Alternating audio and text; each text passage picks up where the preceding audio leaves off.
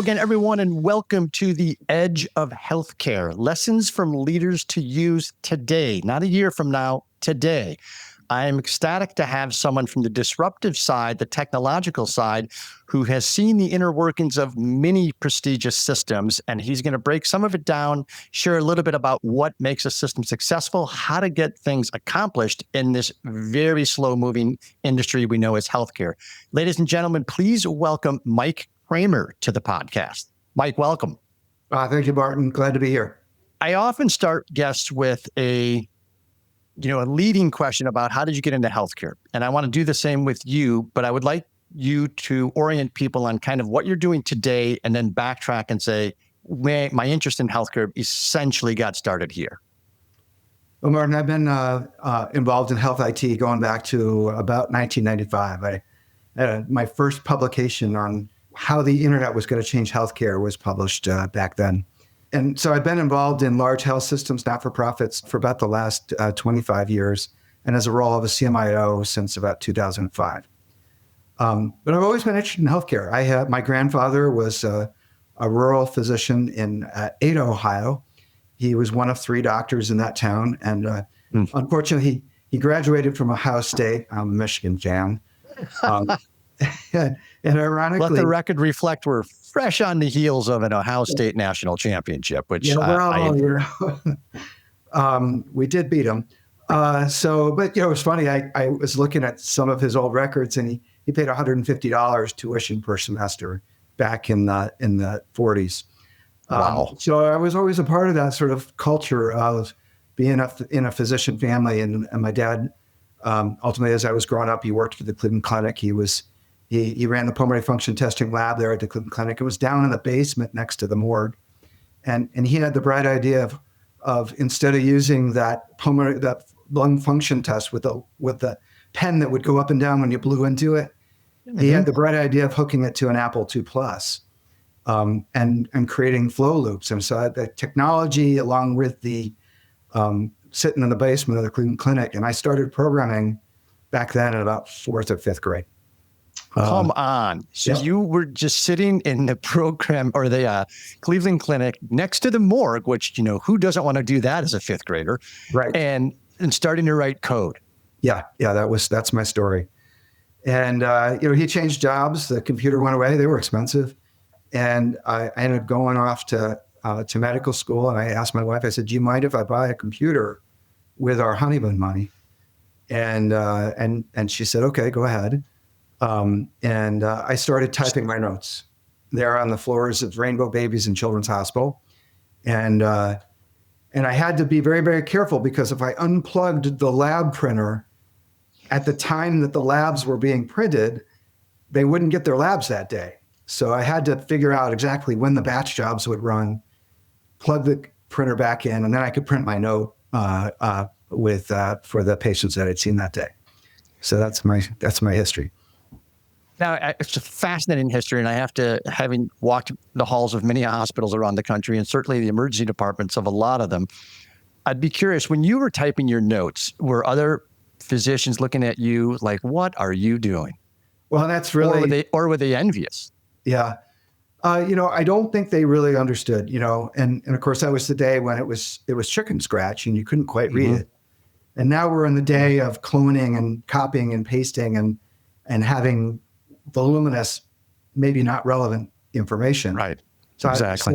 But at the time, I said, that was the note everybody read. It was like, well, what's going on with this kid whose parents are not around? We can't get access to their primary care physician. That was the note everybody read. And it was that sort of spark to say, hey, we have to change healthcare. This is not the way we should be practicing. We're not doing right by our patients. And I set apart, I actually met a guy named Bill Bria who founded the organization called the American Medical Directors of Information Systems. He said, why don't you come to the University of Michigan and do your residency? And that set me down that path. Fascinating. Until you, Mike, I don't know if you're aware of this, but the way that physicians documented notes hadn't changed little in 5,000 years, from stone tablet to pen and paper to Mike Kramer in the basement. It's an impressive evolution.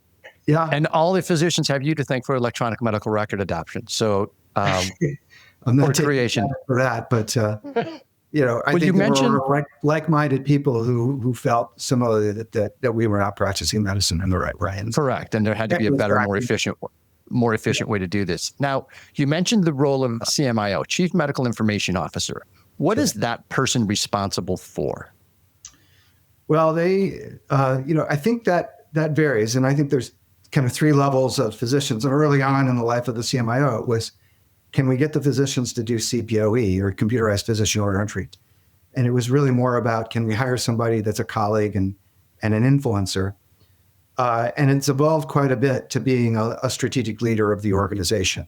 And so the CMIO, I think we're on the third generation now, is really to be a part of the leadership team, a partner with the CIO, and it's to really understand the clinical needs, the regulations, the clinicians themselves, how they work, workflow. And then, of course, with all the change that is coming at us, whether it's regulatory, payer, the payer models, and of course, the pressures that are on us to improve the well-being of clinicians. We really are a strong advocate for change management, partnership, and engaging with our clinicians across the organization. That sounds like a lot. Yeah. That's extremely helpful. And I like the fact that you pointed out that the role has evolved over the years. And if I can kind of pull it all together, it from my vantage point, based upon what you just said, it sounds as if this role is a liaison, if you will, between IT, the CIO, and the various aspects of information technology, between the clinicians, between compliance, some of the regulatory things at a health system, and trying to tie all this together so that all of the stakeholders have their needs met in a way that is benefiting the patient and benefiting the health system. Fair assessment? I'd say that's table stakes for most CMIOs. And as the CMIO has more management experience, they tend to take responsibility for pretty significant programs, clinical documentation improvement, quality, promoting interoperability, onboarding, and professional development. So I think you're seeing CMIOs taking on more and more administrative functions and taking more and more staff and departmental operational responsibilities. So my head is immediately going to the conflicts that are involved in that role, because you have a lot of folks that are kind of dug in from that standpoint. Technology CIOs, they have their preferred systems, their preferred vendors, their preferred methodologies, and that sort of stuff. So you've got that role. Physicians are somewhat oftentimes of a similar mindset from a clinical standpoint. They're evolving, I think, much to their credit, because value-based care is extremely important, and moving away from fee-for-service is going to both enhance the patient and I believe reduce their burnout. But how do you manage those conflicts, and what types of classes, what types of programs, what type of books for you to kind of get up to speed on this very, very quickly from a management leadership level? Yeah, that's really challenging. I think, physicians are perceived as being very much physicians. We're clinic oriented. We tend to be sole practitioners. We make decisions by ourselves in front of the patient while we're around. And so for me, developing my management skill set and my organizational intelligence and emotional intelligence has been really important. I will tell you that I had done a lot of IT work at University of Michigan when I was there. And the department chair there asked me if I wanted to stay on as an informatician, and he offered to pay for my MBA. And I said, sounds great. And it was probably one of the most significant changes in my perception of the business of healthcare. But it was also because it was very practical. It was, developing business plans, developing strategy in the context of that. I think that's the challenge we have, is that many of the CMIOs have developed those skill sets, but they aren't recognized for it. Mm. Interesting. And so the MBA program taught you a lot about the business side of healthcare. And then is there any mentors, any programs, leadership philosophy and principles where you could say, okay, I've got some knowledge in here. I need to go get some experience, but here's what I'm going to do. And here's some of the tools I'm going to take with me to impart some change management, which is an often, bantered about phrase that has a lot of significant meaning. But I want to talk about your experience with change management and what you brought to the table based upon the MBA and other areas that you've learned. I had the great opportunity to work with some very wonderful mentors. Narendra Kinney, who's a physician, worked with GE and CMIO of Trinity. He was very much process improvement oriented, very much wired around Lean and Six Sigma. Sometimes that's not taught in the business school, and certainly the experience of doing it was not there. I think the quantitative side of things in terms of the analytics and the quality and quality reporting, being able to get data out of these systems. Paul Conlon, another person at Trinity. Mike Slabowski, for example, was very much driven on balanced scorecards and business goals and imperatives, and I'm sure he still behaves very much in that way. But all of those things were very practical experience, and having those types of mentor were very important adjuncts, I would say.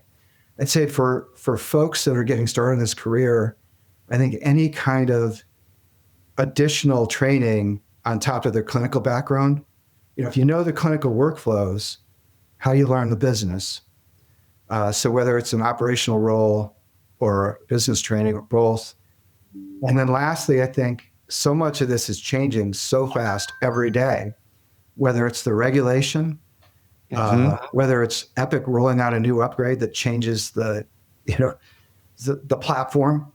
Breaks 5,000 of the previous workflows, something like that. It does. And I think, so the experience of process improvement, quality improvement, change management, on top of understanding what's in our heads-up display, because I think we in this space have to be constantly looking ahead, networking, learning from others outside of our organization.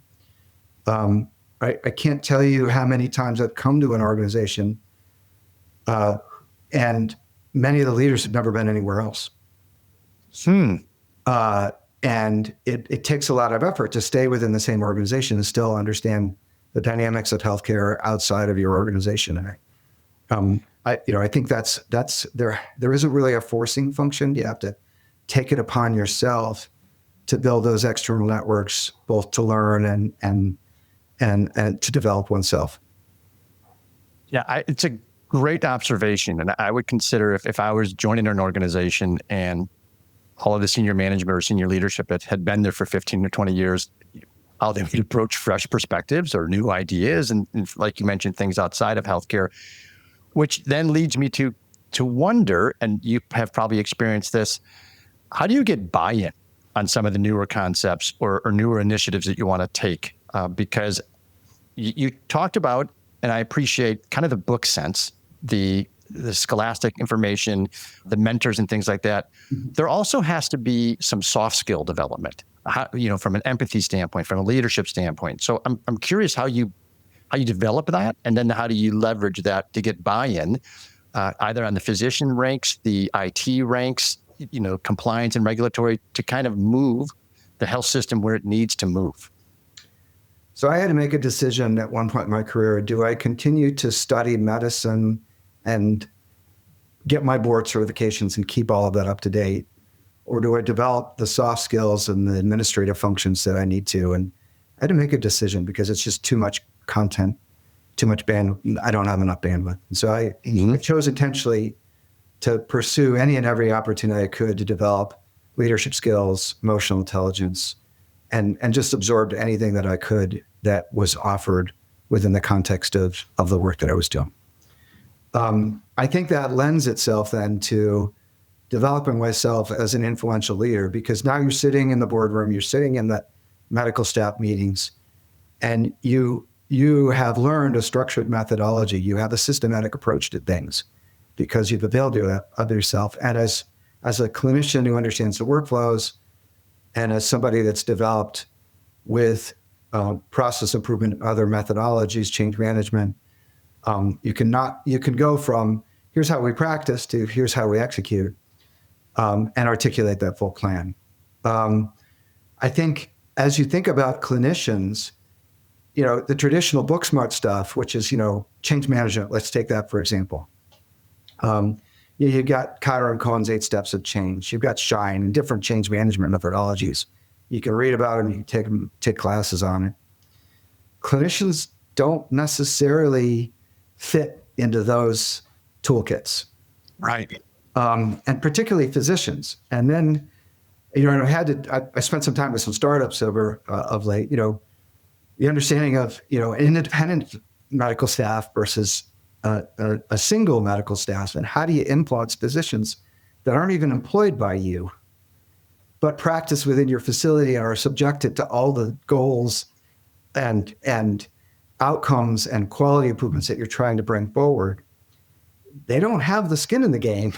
Great point. That an employee does. So augmenting those basic change management was a model that I developed, which was kind of reinforced by some of the work that the class organization did through the Arch Collaborative. Mm-hmm. And they found that there were 3 things that drove EHR satisfaction. So everybody hates the electronic health record. It's the thing that gets in the way of everything. It's always there. I have to be in it. I wouldn't blame my experience on the EHR. It's just part of the fabric. But 3 things. They say that if I get really well trained and understand what it is I'm being asked to do in this change, if I get support as I'm doing it, as I get help in an ongoing fashion, that it's not one and done and then you disappear. And then it's trust and building and having trust that maybe if it's not what I expected, it will get better, that when I speak up, I'll be listened to. And so those 3 things become part of my change management model, right? So if I can say, hey, here's the change that's coming, here's the why, here's the tools and the means by which you're going to be able to do this. We're going to be around, we're not going away, to help you if you struggle. And by the way, we're going to listen to you afterwards. That's really important for any change within our health system. There's one more layer. There's one more layer to that, and they call this bidirectional change management. So I'm not just pushing things out, but I'm also pulling back. Did you adopt it? Are you using it effectively? Where in the organization do I need to focus my energies to help people who maybe need help? And that's the last. So you talk about change management. The clinicians really need that trust and that communication, and then we need to identify where they need help, because they often don't tell us. It's funny, and I agree with all of that. And I really appreciate you mentioning the emotional intelligence aspect, because I often think that the scholastic achievement or academic achievement is viewed far more seriously than emotional intelligence. And, the Bible on emotional intelligence was written by Dan Goleman in the early 2000s. You've probably read it. Fantastic book, not accidentally entitled Emotional Intelligence. So if you haven't read that book, certainly it's worthy of an Amazon pickup. And for the record, Amazon's not a paid sponsor. As it relates to, and I wrote your 3 things down, I think trust is very important. And I really appreciate the fact that you said, we're going to be here when there's problems, because I have to tell you, doctor, there's going to be problems. This is software. This is change management. I'm not going to sugarcoat that this is going to be difficult. And the moment that difficulty arises and they see you there in the trenches with them, metaphorically speaking, and helping them, that's where the trust gets established. And the more often that you can repeat those interactions, the stronger that trust becomes. But boy, it's not an easy process, is it? It's not. And what I just described isn't something, that you just do. It's a machine. And, an organization that builds itself knowing that every week there's going to be a change. ThedaCare, when I toured them one time, they said, no, we just plan on change every week. When we're standing at the visual management board, there's a little section on the board for what's new in Epic. And they talk about it with every shift change. Okay, they're wired for change. And they've built the machine there, knowing that every week there's going to be something new. And it's interesting you say that because I have been exposed to organizations where they will tell you that going in. If you don't like change, this is probably not a good fit for you because of the amount of change that we experience, embrace, adopt, introduce. So status quo is very seldom a good thing in leading healthcare organizations. And I abide by that principle. And luckily at Matic, you will never hear anybody say, well, this is the way we've always done it. Because if that's the way we've always done it, then we aren't improving, we aren't pushing the envelope, we aren't iterating, and we're not doing our customers a service.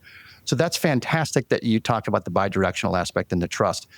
If you could identify either from a provider's lens or an IT lens, the top three things in change management that they don't understand or is difficult for them to grasp, that if they knew this going in, boy, it would accelerate the process.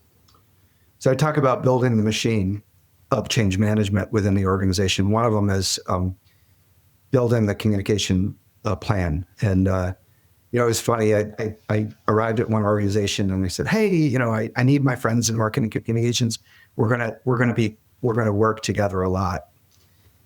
And I said, oh, well, we're fine. You just let us know. We'll send it out via email. And all the doctors will get the message. Okay, read rates of doctors and emails is probably 5%. Yeah, especially if they're on Epic. That's one of 5,000 communications they've received that day. And then I said, okay, so tell me this. How do you have your email list? And how many different kinds of physicians are there? And they said, well, we just have one list. It comes out of the credentialing system. I said, okay, did you include residents and medical students in that? Did you include the independent physicians? I said, let me tell you this.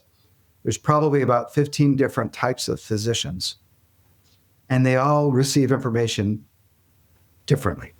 Mm-hmm. So again, it's the machine. So, okay, if there are 15 different types of physicians, an independent physician who's not on Epic, who has their own practice, an independent physician who's on Epic, but the Community Connect model, and an employed physician, that's just 3 right there. Sure. Okay. So I'm going to communicate differently because there are different things that are important, different motivations, different whys that are going to help them. And again, so that's one, is just, let's not assume that that we've got a homogenous clinical staff and that they all receive information the same way. And I think that's Captain Obvious, but what I would say is not obvious is you have to make a real investment and think deeply about it in order to be effective. I think, the second thing about change management is that, and again, there's another Captain Obvious, but, you cannot assume that change has occurred until you've measured it. And I think it's really, really important. I think the beauty of the electronic medical record for me has been with the audit logs and a lot of the analytics, I really can get deeply down into, was the function being used? Did it achieve the outcome? We implemented 18 AI models at Ohio Health over the course of 18 months. And we had a board goal that we would have positive outcomes for each of those models. Okay, so that's not normal change management. That means I'm not only going to install it, but I'm going to measure whether or not it's used and whether or not it's driving outcomes. Mm-hmm. So I think that's probably the second, is that you've got to have some leading metrics while you still got the project going and you still have the project resources so that you can then drive some of what are ultimately going to be lagging outcomes. Right. I think that the third is, I think you've got to be strategic about what change you're leading. I mean, there's so many bright, shiny objects and so many things that you can pursue, and there's change fatigue. And, if half the organization's pursuing a certain set of strategic goals and key performance measures, and you're driving a project that's not aligned with that, you're probably going to be, singing to an empty, I don't know what's the right metaphor. You're not going to amplify your message. You're not going to have the help of the organization, and the clinicians are going to be confused about what's important. Yeah, all brilliant points. Those 3 should be written in stone somewhere and handed out to each CMIO as they walk in through the door. It's funny you talked about the homogenization of the organization that just had one provider list for emails.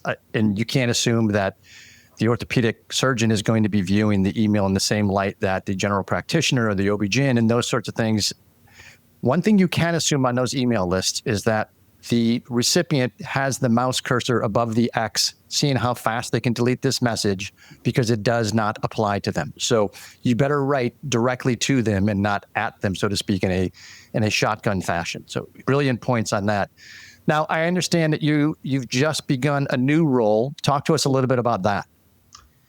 Yeah, so in February, I started a role with Cone Health. I've kind of watched Cone Health from afar, and has been a high quality organization in Greensboro, North Carolina. And they are recently engaged in the Risant, which is a not-for-profit that's funded by Kaiser. And they are now partners with Kaiser, Geisinger, and Cone. And I think what's really exciting about that is that, Cone, has a mission. They are very invested in serving their community, driving value-based care, addressing the needs of that community. And you've got Kaiser and Geisinger with enormous amounts of intellectual capital and resources. All three of them are on Epic. And so I think there's an enormous opportunity here to leverage the strength of all three organizations. What'll be interesting is Kaiser being an employed physician model.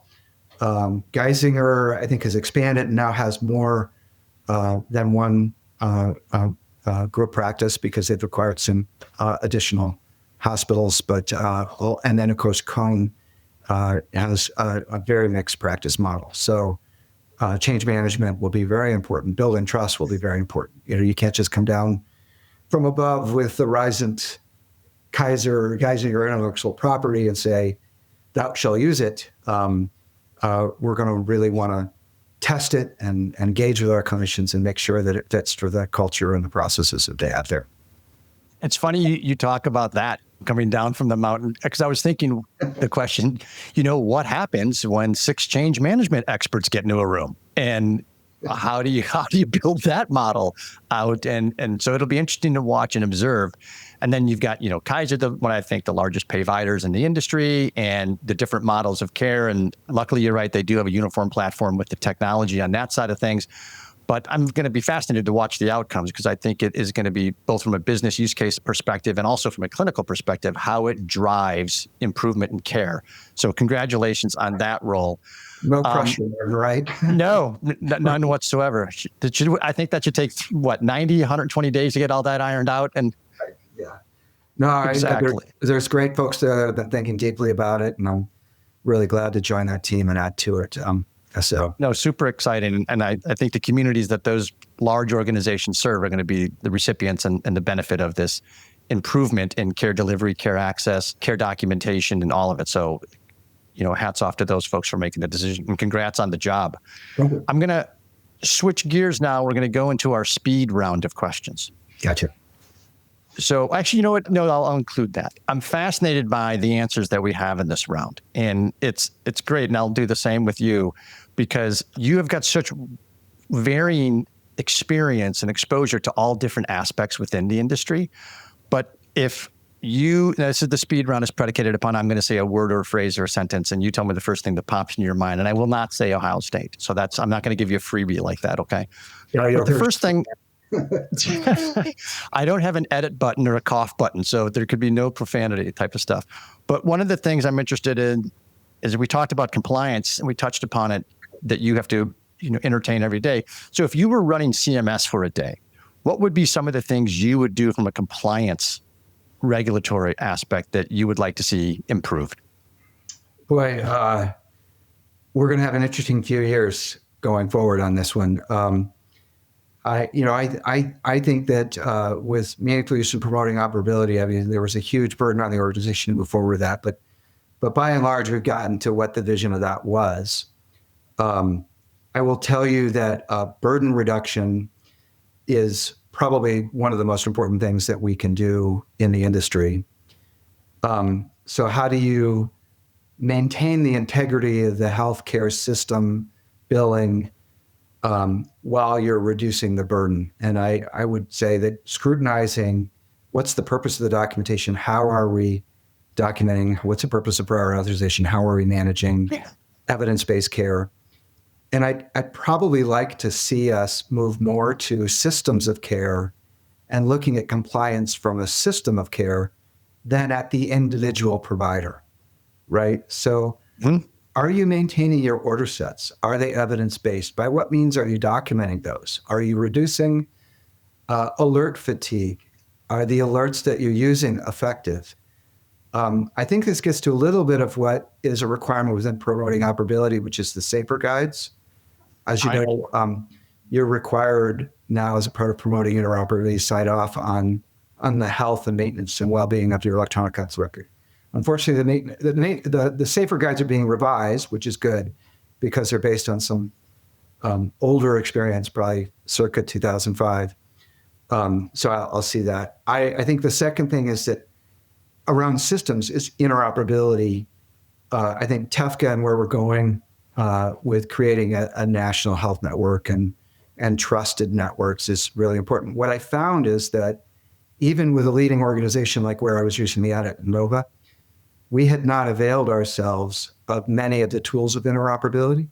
So again, coming back to systems, being that it surprised me at Nova. Our class survey said that interoperability was the number one pain point at Inova. And then I realized 70% of the physicians had their own practices and their own EMRs.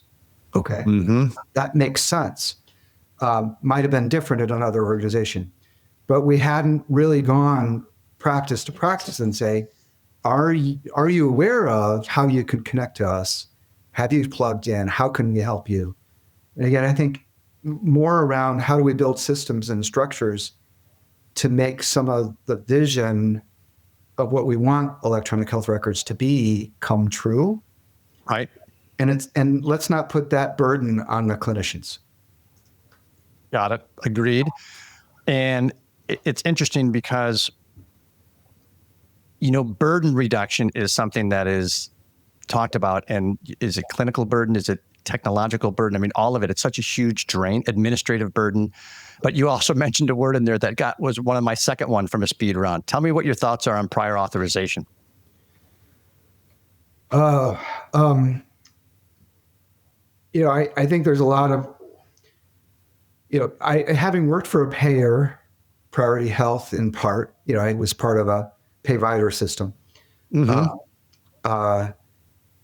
Managing costs of care is incredibly difficult, right? And the amount of variation that's out there is incredibly difficult.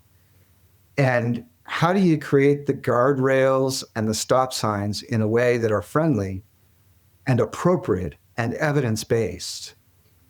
That this is not burdensome, it's not a barrier, but yet we're moving the needle to higher and higher quality. And if you're waiting for individuals to be knowledgeable about evidence-based practice and stay current, we can't. So prior authorization shouldn't be a barrier. It somehow has to be built in as a support and an adjunct to evidence-based practice. And I may be naive, and I think that's a huge high bar. But I see, if you could, again, coming back to systems of care, if you could say, hey, we're an organization that has developed clinical pathways in these 5, 10, 15 things, and we are adherent to them, don't ask me to do prior authorizations. Right. And I don't know how you build that auditing methodology. And I think one of the things that's interesting about the Rise of Collaborative is Kaiser's done a lot of that work. There are people and organizations that have done some of that work. And it is possible to embed that in the workflows and the EMRs, but it's a big investment, and I don't know that healthcare is prepared to make that investment. Good point. I could have a whole episode just on that topic alone, but I'll move around to the next speed item, get your thoughts on directory accuracy. Yeah, so working for University of Michigan, I was responsible for the fax machine routing of discharge summaries. So you're to blame. Yes. For the fax machine still being around. 1999 to 2005, we built an automated discharge communication system. Our marketing department kept track of 16,000 physicians in the state of Michigan. Every day, every week, they were fixing and updating and correcting. I think that, one of the things we've advanced beyond that now. We now have, some payer systems and I listened to the podcast I think you had last week with Ron from, was it De Facto Health? Yep. University of Michigan, Henry Ford, Spectrum, all of the health systems in the state of Michigan, all were managing those directories independently. What a waste and drain on the healthcare system and if it didn't work, discharge summaries were being missed and people were, transitions of care failed. Correct. There's so many ways in which failure to communicate affects the quality of healthcare.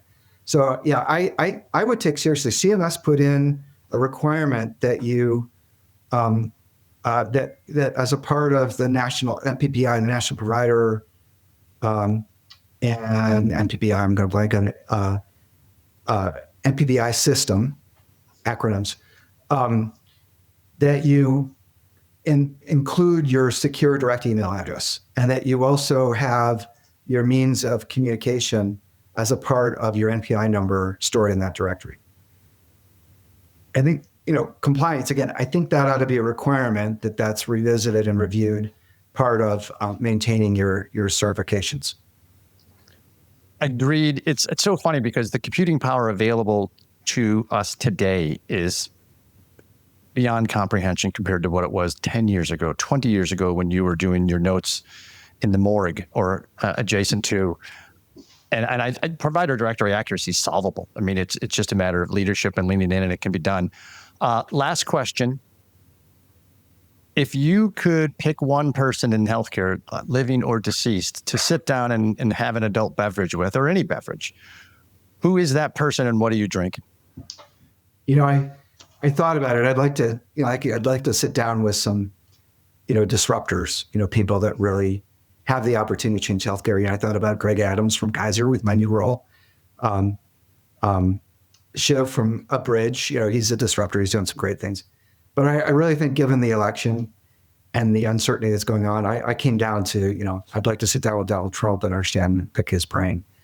And I won't tell you what my politics are, but I think it's a great opportunity to understand and learn from, what he might be thinking. And I thought about the other is the wine I would probably have, I think, is a Hudson Winery cab. Or I make a really good smoky Manhattan. So one of the two. You might need both. I might need both. I'm going to need both. I don't know what President Trump prefers, but if you give me the opportunity, I certainly would love to understand his thoughts and maybe contribute to it. I like it. Mike, absolute brilliant wisdom and insight. And thank you for sharing. We're delighted to have you on the program, and we're wishing you and for the patients and the health systems extreme success in the new role and with Cone Health. And thank you for the time today. Really appreciate it. I hope you find some material in this that your listeners will like. And please reach out. Absolutely. And I'm happy to share with anybody that's interested. Fantastic. And thank you, everyone, for listening to The Edge of Healthcare.